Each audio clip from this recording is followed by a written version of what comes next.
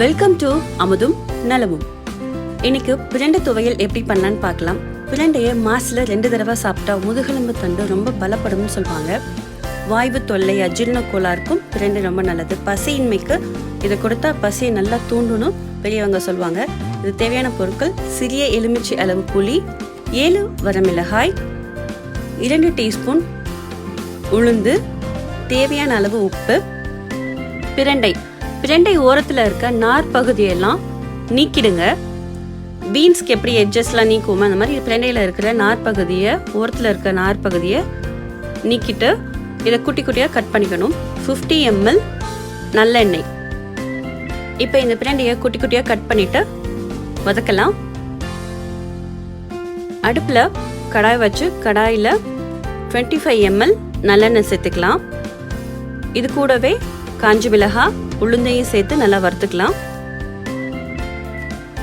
உளுந்தும் காஞ்சி மிளகாய் நல்லா வந்ததுக்கு அப்புறம் கட் பண்ணி வச்சிருக்க பிரண்டையும் சேர்த்து நல்லா வதக்கலாம். இந்த பிரண்டை கலர் மாறி வரணும். எப்படி இதோட நிறம் மாறி வந்திருக்கு பாருங்க. இந்த சமயத்தில் புளி, உப்பு சேர்த்து ஓரமாக வச்சிடலாம். நல்லா ஆறினதுக்கு அப்புறம் ஒரு மிக்ஸி ஜாரில் ட்ரான்ஸ்ஃபர் பண்ணிட்டு நல்லா பேஸ்ட்டாக அரைச்சிக்கலாம். நல்லா பேஸ்ட்டாக அரைச்சாச்சு.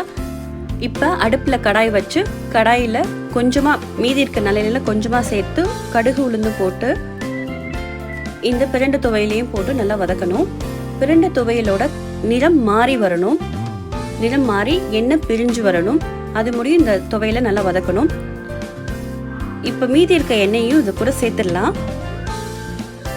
இதுக்கு இவ்வளோ எண்ணெய் சேர்த்தாதான் சாத்தோட கிளறி சாப்பிடும்போது கரெக்டாக இருக்கும்.